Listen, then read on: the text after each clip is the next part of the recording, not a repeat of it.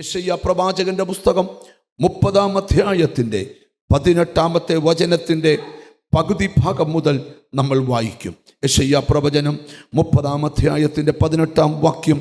യഹോവ ന്യായത്തിന്റെ ദൈവമല്ലോ, അവനായി കാത്തിരിക്കുന്നവരൊക്കെയും ഭാഗ്യവാന്മാർ. പ്രവാചകനായ യെശയ്യാവ് നമ്മുടെ ദൈവത്തെക്കുറിച്ച് വെളിപ്പെടുത്തുന്ന ഒരു ഭാഗമാണ്.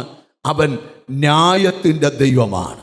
സ്തോത്രം. അല്ലെങ്കിൽ അവൻ നീതിയുള്ള ദൈവമാണ്. ഞാൻ ഒരു കാര്യം തുടക്കത്തിലേ പറയാം. നമ്മൾ ദൈവസന്നിധിയിൽ ഒട്ടനവധി വിഷയങ്ങൾ പ്രാർത്ഥിക്കുന്നവരാണ്. പക്ഷേ പ്രാർത്ഥിക്കുമ്പോൾ ഒരു കാര്യം പറയാം. ന്യായം നമ്മുടെ പക്ഷത്തില്ലെങ്കിൽ മറുപടി ലഭിച്ചെന്ന് വരത്തില്ല. ന്യായം നമ്മുടെ പക്ഷത്തുണ്ടാകണം. ഒരാൾ കർത്താവിനെ കണ്ടുമുട്ടുമ്പോൾ മുതൽ അവൻ്റെ ജീവിതം ന്യായത്തിലേക്കും നീതിയിലേക്കും അവൻ കടന്നു വരണം. നമ്മൾ എന്തെങ്കിലുമൊക്കെ കാണിച്ചു കൂട്ടിയിട്ട് എല്ലാ പ്രാർത്ഥനയ്ക്കും മറുപടി ചോദിച്ചാൽ ദൈവം എപ്പോഴും നീതി വിട്ട് ഒന്നും ചെയ്യത്തില്ല. അത് അനിപ്പാസ്റ്ററോടും ചെയ്യത്തില്ല, സണ്ണിപ്പാസ്റ്ററോടും ചെയ്യത്തില്ല, ഇവിടുത്തെ വിശ്വാസികളോടും ചെയ്യത്തില്ല, ലൈവിൽ കാണുന്നവരോടും ചെയ്യത്തില്ല, ലോകത്തിൽ ആരോടും ചെയ്യത്തില്ല. നിന്റെ ഭാഗത്തും നീതിയുണ്ടെങ്കിൽ, നിനക്ക് നീതി കിട്ടേണ്ടിടത്ത് നീതി കിട്ടിയില്ലെങ്കിൽ വിഷമിക്കേണ്ട. നീതിയോടെ വിധിപ്പാൻ കഴിവുള്ളവൻ്റെ കയ്യിൽ കാര്യങ്ങൾ പരമേൽപ്പിച്ചാൽ മതി. ഞാനിവിടെ ഇരിക്കുന്ന ചിലരോട് ദൂത് പറയാം. നമ്മൾ പ്രാർത്ഥിക്കുന്ന എല്ലാ വിഷയത്തിനും പരിഹാരം കിട്ടിയില്ലെങ്കിലും വിഷമിക്കരുത്. അവൻ നീതിയോടെ കാര്യങ്ങൾ നടത്തി തരുന്ന ദൈവമാണ്. ഇവിടെ യെശയ്യാവ് പ്രവചിക്കുന്ന ഒരു ഭാഗം, ദൈവത്തിന് സ്തോത്രം, എത്ര പേർക്ക് പറയാൻ പറ്റും? അവൻ ന്യായത്തിൻ്റെ ദൈവമാണ്. അന്ന് അടുത്തിരിക്കുന്ന ആളെ തൊട്ടേച്ച് പറയാം, ദൈവം ന്യായത്തിൻ്റെ ദൈവമാണ്. ഹല്ലേലൂയ. ന്യായത്തിൻ്റെ പക്ഷത്തെ നിൽക്കത്തുള്ളൂ. പാസ്റ്ററായാലും പ്രവാചകനായാലും ഉപദേശിയായാലും വിശ്വാസിയായാലും ന്യായത്തിൻ്റെ പക്ഷത്തെ ദൈവം നിൽക്കത്തുള്ളൂ. കാരണം അവൻ ന്യായമായത് ചെയ്യുന്ന കർത്താവാണ്. യേശുക്രിസ്തു ഒരിക്കൽ സ്തോത്രം അവൻ ന്യായം മാത്രമേ ചെയ്യത്തുള്ളൂ എന്ന് സ്തോത്രം ദൈവത്തിൻ്റെ ദൈവം ന്യായം മാത്രമേ ചെയ്യത്തുള്ളൂ എന്ന് പരാമർശിക്കുന്ന ധാരാളം വചനങ്ങൾ നമുക്ക് വേദപുസ്തകത്തിലുണ്ട്. അത് ഇന്ന് ധ്യാനിക്കാൻ പോകുന്നില്ല. എങ്കിലും ഒരു പദം ഞാൻ പറയാം. കർത്താവ് സ്വർഗരാജ്യത്തെ ഉപമ കൊണ്ട് വെളിപ്പെടുത്തുന്ന സമയത്ത് മുന്തിരിത്തോട്ടത്തിൽ വേലയ്ക്ക് വിളിച്ചാക്കേണ്ടതിന് പുലർച്ചയ്ക്ക് പുറപ്പെടുന്ന വീട്ടുടയവനോ സദൃശ്യമെന്ന് പറഞ്ഞ് കർത്താവ് ഒരു ഉപമ പറയുന്നുണ്ട്. അത് മത്തായി സുവിശേഷം 20-ാം അധ്യായം 1-ാം വാക്യത്തിലാണ്. 25-ാം അധ്യായത്തിൽ നിന്നാണ് കർത്താവിൻ്റെ ദാസൻ പ്രസംഗിച്ചത്. 20-ാം അധ്യായത്തിൽ ദൈവത്തിന് സ്വർഗരാജ്യം തന്നെ മുന്തിരിത്തോട്ടത്തിൽ വേലക്കാരെ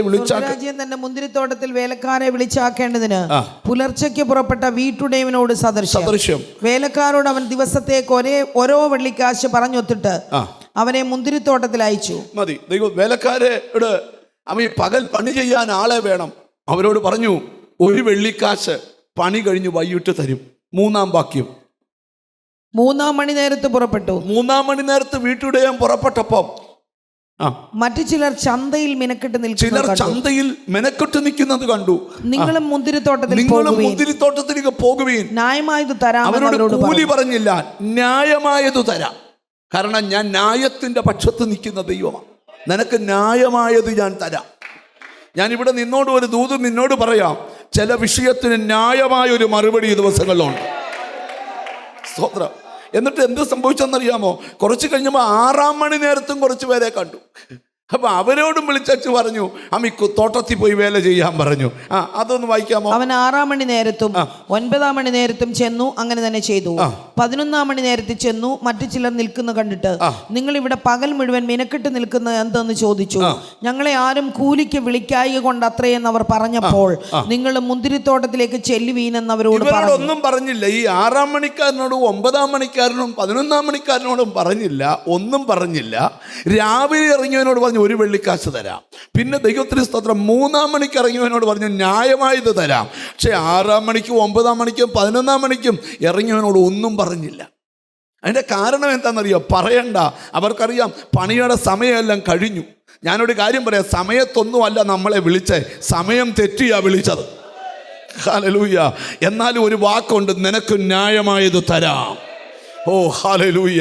എന്നിട്ട് നിങ്ങൾ ശ്രദ്ധിച്ചു കേൾക്കട്ടെ. അമ്മ 8-ാം വാക്യത്തിൽ സന്ധ്യയായപ്പോൾ മുന്തിരിത്തോട്ടത്തിന്റെ ഉടയവൻ തന്റെ വിചാരകനോട് വേലക്കാരെ വിളിച്ചു, പിമ്പന്മാർ തുടങ്ങി മുമ്പന്മാർ വരെ അവർക്ക് കൂലി കൊടുക്ക എന്ന് പറഞ്ഞു. അങ്ങനെ 11-ാം മണി നേരത്ത് വന്നവർ ചെന്ന് ഓരോ വെള്ളിക്കാശ് വാങ്ങി. ഈ 11-ാം മണിക്ക് ഏറ്റവും ലാസ്റ്റ് വന്ന ആൾ എന്ത് ചെയ്തു? ഒരു വെള്ളിക്കാശ് വാങ്ങിച്ചു. 10-ാമത്തെ വാക്യം. മുമ്പന്മാർ വന്നപ്പോൾ തങ്ങൾക്ക് അധികം കിട്ടുമെന്ന് നിരൂപിച്ചു. ഇവര് വിചാരിച്ചടാ, ഈ 11-ാം മണിക്ക് വന്നവന് ഒന്ന് കൊടുത്തെങ്കിൽ അതിരാവിലെ ഇറങ്ങി എനിക്ക് എത്ര കിട്ടും? എത്ര കിട്ടും ഒരു ചോദ്യമാണല്ലോ. അപ്പൊ എത്ര കിട്ടും? അടുത്ത കേട്ടെ. അവർക്കും ഓരോ വെള്ളിക്കാശ് കിട്ടി. അവർക്കും ഓരോ വെള്ളിക്കാശ് കിട്ടി. അത് വാങ്ങിയിട്ട് അവർ വീട്ടുടവന്റെ നേരെ പിറുപിറുത്തു. ഈ പിമ്പന്മാർ 1 മണി നേരം മാത്രം വേല ചെയ്തിട്ടും നീ അവരെ പകലത്തെ ഭാരവും വെയിലും സഹിച്ച ഞങ്ങളോട് സമമാക്കിയല്ലോ എന്ന് പറഞ്ഞു. അവരിൽ ഒരുത്തനോട് അവൻ ഉത്തരം പറഞ്ഞത്, സ്നേഹിത, ഞാൻ നിന്നോട് അന്യായം ചെയ്യുന്നില്ല. ഞാൻ നിന്നോട് ഒരു അന്യായം ചെയ്തില്ല. നീ എന്നോട് ഒരു പണം പറഞ്ഞു, നീ കൂലി പറഞ്ഞൊത്തിറങ്ങിയവനാ. നിന്റേത് വാങ്ങിപ്പോയിക്കൊള്ളുക. നിന്റേത് വാങ്ങിപ്പോയ്ക്കോ. നിനക്ക് തന്നതുപോലെ ഈ പിമ്പനും കൊടുക്കുവാൻ എനിക്ക് മനസ്സായി. ഞാനിവിടെ ഇരിക്കുന്ന ചിലരോട് ദൂത് പറയാം. സമയം തെറ്റി വന്നിട്ടും അർഹിക്കാത്തത് നിനക്ക് ലഭിച്ചെങ്കിൽ നീ വിളിക്കുന്ന ദൈവം നീതിയുള്ള ന്യായ